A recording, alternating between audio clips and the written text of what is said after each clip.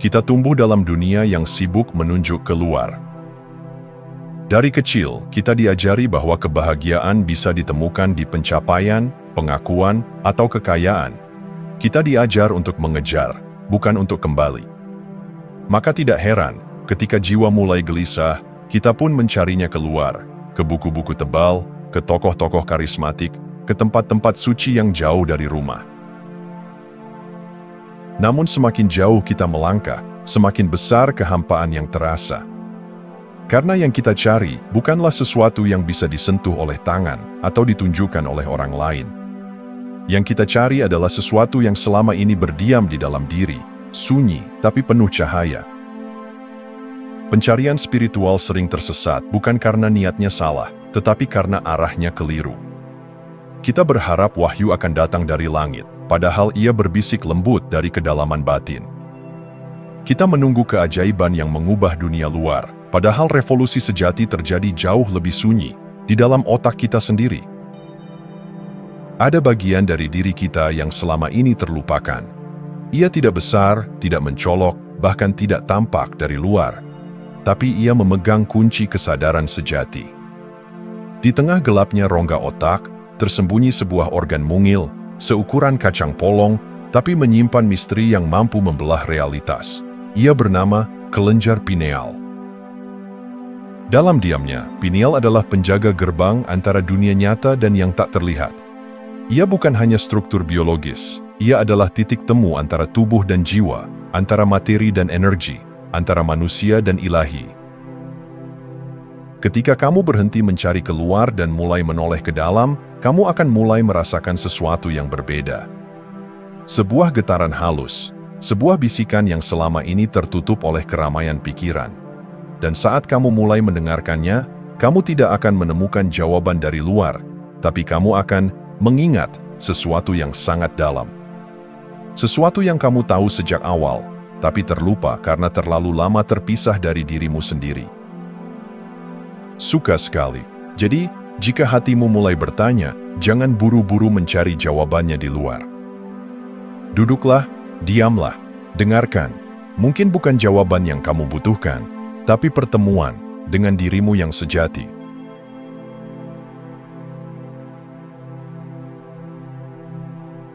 Di balik dahi yang tenang, tersembunyi sebuah struktur kecil yang selama berabad-abad dijaga dalam diam.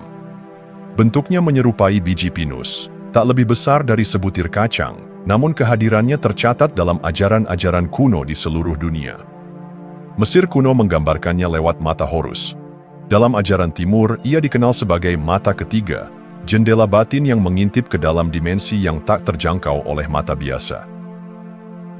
Tapi dalam dunia modern yang begitu sibuk dengan data dan logika, kelenjar pineal sering dianggap sekadar bagian kecil dari anatomi otak. Ia dilupakan, dikecilkan, dan lebih dari itu, dimatikan secara perlahan. Proses yang disebut kalsifikasi membuat pineal mengeras, kehilangan sensitivitas, dan akhirnya tertidur. Gaya hidup modern, polusi cahaya, bahan kimia dalam makanan dan air, semuanya berkontribusi dalam membungkam potensi besar organ ini. Kita hidup dalam dunia yang membuat kita lupa bagaimana caranya melihat dengan mata batin. Namun, pineal tidak benar-benar mati. Ia hanya menunggu untuk dibangunkan. Saat ia kembali aktif, realitas mulai bergeser. Bukan karena dunia berubah, tapi karena cara kita melihatnya yang berbeda. Warna jadi lebih hidup, waktu terasa melambat, intuisi menjadi tajam, dan yang lebih mengejutkan, kita mulai merasakan hubungan yang sangat dalam dengan segala sesuatu, tanpa alasan yang bisa dijelaskan secara logika. Kelenjar pineal adalah gerbang, bukan metafora, tapi gerbang yang sesungguhnya, penghubung antara kesadaran individu dan kesadaran universal.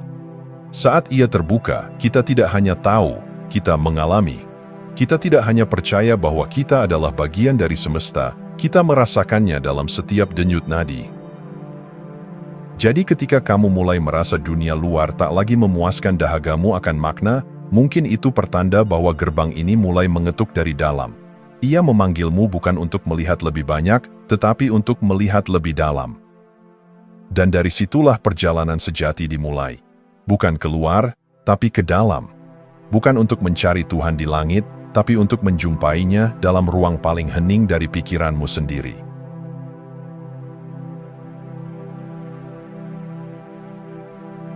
Kebangkitan bukanlah sebuah peristiwa dramatis yang disertai gemuruh langit atau cahaya menyilaukan dari balik awan. Ia seringkali datang diam-diam, seperti embun yang turun saat fajar, mengubah segalanya tanpa suara. Dan ketika ia datang, hidup tidak lagi terasa sama. Ada sesuatu yang bergeser, walau kita tak selalu bisa menunjukinya dengan jari. Tanda-tanda itu hadir, bukan untuk mengesankan, tapi untuk membangunkan. Tanda pertama, intuisi yang tajam dan tak terjelaskan. Awalnya hanya seperti bisikan, sebuah dorongan lembut yang berkata, "Pergilah ke sana," atau "Tunggu sebentar." Tak ada logika di baliknya, namun entah mengapa, kita tahu itu benar. Yang dulu dianggap hanya perasaan, kini menjelma menjadi pengetahuan instan yang tak perlu proses analitis. Intuisi yang sejati tak lagi bersandar pada data, tapi pada resonansi. Ilmu pengetahuan mulai menyentuh misteri ini, menunjukkan bagaimana molekul DMT yang diproduksi oleh kelenjar pineal berperan dalam memperluas kesadaran, memungkinkan otak memproses informasi dari luar batas ruang dan waktu. Intuisi, mungkin, adalah bahasa jiwa yang berbicara lewat teknologi paling canggih yang belum sepenuhnya kita pahami, diri kita sendiri. Tanda kedua, kesadaran spiritual di tengah kehidupan sehari-hari. Dulu kita mencari Tuhan di puncak gunung, di ruang meditasi sunyi, atau di tengah ritual suci. Tapi kini, kebangkitan membawa kita pada kesadaran yang lebih dalam, bahwa kehidupan sehari-hari adalah altar yang paling murni. Saat mencuci piring dengan penuh kesadaran, saat menatap langit dari jendela mobil yang terhenti di lampu merah, saat memeluk seseorang tanpa kata, disitulah momen ilahi menyapa. Yang berubah bukan aktivitasnya, tapi cara kita hadir. Yang sakral bukan tempatnya, tapi kualitas kesadaran di dalamnya. Kita mulai melihat bahwa spiritualitas bukanlah sesuatu yang dilakukan, tapi sesuatu yang menjadi bagian dari cara kita hidup. Tanda ketiga, tidur yang menjadi gerbang kesadaran. Tidur tak lagi sekadar istirahat, tapi perjalanan. Saat kelenjar pineal teraktivasi, dunia mimpi berubah menjadi arena pemahaman yang dalam. Mimpi-mimpi menjadi jelas, bermakna, terkadang bahkan terasa lebih nyata daripada dunia terjaga. Dalam tidur, batas antara sadar dan bawah sadar mulai memudar. Kita menerima pesan, melihat simbol, atau bahkan menyadari bahwa kita sedang bermimpi dan tetap sadar di dalamnya. Ini bukan halusinasi. Ini adalah bahasa batin yang akhirnya mulai kita mengerti. Pineal yang aktif mengubah tidur menjadi proses penyembuhan dan transformasi. Sebuah ruang suci di mana jiwa bisa bernapas dan mengingat asalnya. Tanda keempat, melampaui pola pikir hitam putih. Kita hidup dalam dunia yang gemar memecah, benar atau salah, baik atau jahat, hitam atau putih. Tapi ketika kesadaran mulai bangkit, pikiran kita tak lagi nyaman dengan kotak-kotak itu. Kita mulai menyadari bahwa kenyataan jauh lebih luas dan kompleks. Tak ada satu jalan yang benar untuk semua. Setiap pengalaman memiliki tempatnya. Dualitas mulai dilebur dalam pemahaman yang lebih utuh. Bukan karena kita kehilangan pendirian, tapi karena kita memahami bahwa hidup bukan soal memilih sisi, tapi menemukan harmoni di tengah perbedaan. Pineal yang teraktivasi sering dihubungkan dengan integrasi hemisfer otak, kanan dan kiri, logika dan intuisi, maskulin dan feminin. Ketika dua dunia ini menyatu, pemahaman kita menjadi lebih inklusif, lebih bijaksana, dan yang paling penting, lebih manusiawi. Tanda kelima, selaras dengan irama kosmos. Jam digital bisa memberitahu kita pukul berapa, tapi tidak bisa memberitahu kapan waktu yang tepat. Mereka hanya mencatat waktu linear, bukan waktu ilahi. Dalam kesadaran yang bangkit, kita mulai merasakan ritme lain, ritme bumi, bulan, bintang, dan napas semesta. Munculnya sinkronisitas, peristiwa yang tampaknya kebetulan tapi syarat makna, adalah tanda bahwa kita kembali terhubung dengan orkestra kosmik. Hidup mulai terasa seperti tarian, bukan perlombaan. Ada waktu untuk diam, ada waktu untuk bertindak.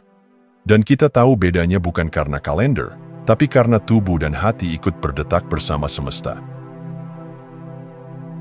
Tanda keenam, kreativitas yang mengalir dari dimensi tak terlihat. Inspirasi tak lagi hasil dari kerja keras, tapi seperti sungai yang mengalir dari tempat yang tak terlihat. Ide muncul saat kita menyapu lantai, saat menatap cahaya senja, atau bahkan saat kita tak melakukan apa-apa. Dulu, ini disebut wahyu atau ilham ilahi.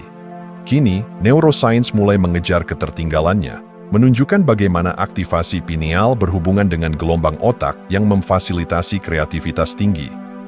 Ini bukan soal menjadi seniman, ini soal menjadi saluran, membuka ruang dalam diri agar sesuatu yang lebih besar bisa mengalir melalui kita. Tanda ketujuh, indera yang menjadi lebih tajam dan peka. Warna tampak lebih hidup, musik terdengar lebih dalam, sentuhan terasa lebih bermakna. Semua indera kita, yang dulunya teredam oleh kebisingan dunia luar dan ketegangan batin, mulai terjaga kembali. Kita menjadi hidup dalam pengertian yang sesungguhnya. Perubahan ini bukan sekadar persepsi.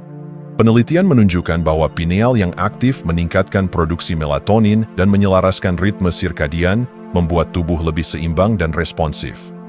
Kita menjadi lebih hadir, dan dalam hadir sepenuhnya, kita benar-benar melihat, benar-benar mendengar, benar-benar merasakan. Tanda ke-8, emosi yang lebih stabil dan bijaksana. Emosi bukan musuh, ia adalah kompas. Tapi selama ini, kita belajar untuk menekannya atau membiarkannya meledak tanpa kendali. Dalam kesadaran yang terbangun, kita mulai memahami bahwa emosi adalah energi yang bisa dibimbing, bukan dikekang.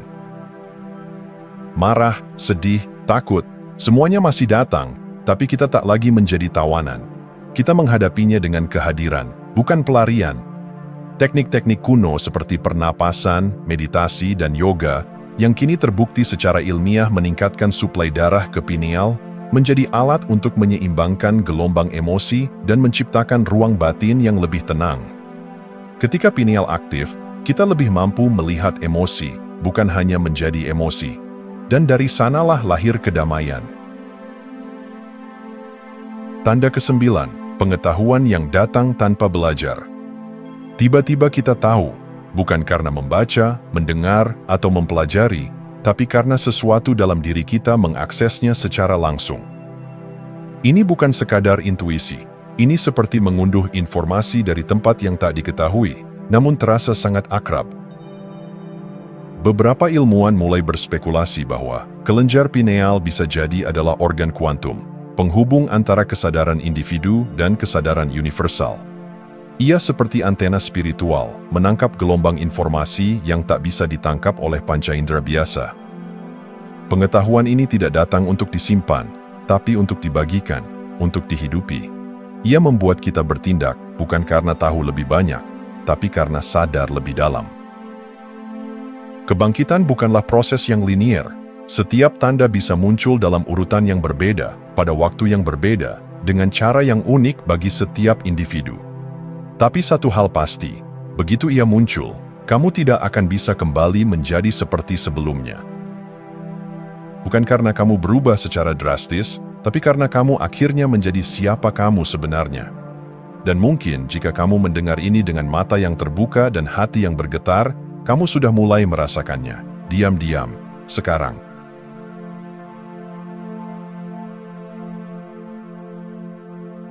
Saat kesadaranmu mulai bergeser, dunia lama tak selalu menyambutmu dengan pelukan hangat. Ada yang akan mempertanyakan, ada yang akan mencibir, bahkan mungkin dirimu sendiri, versi lamamu, akan merasa ragu dengan apa yang mulai kamu alami. Tapi begitulah sifat dari kebangkitan. Ia mengusik kenyamanan lama demi ruang yang lebih luas untuk kebenaran baru. Kesadaran yang terbit dari dalam tidak menunggu validasi dari luar. Ia tidak menuntut persetujuan dunia, karena ia lahir bukan dari dunia, melainkan dari dirimu yang terdalam. Dan ketika kamu mulai menyadari ini, kamu pun berhenti menjelaskan diri pada orang yang tidak benar-benar ingin memahami. Kebangkitan pineal, meski terasa personal, punya akar biologis yang nyata. Penelitian ilmiah mulai mendukung apa yang dulu hanya dianggap mistik.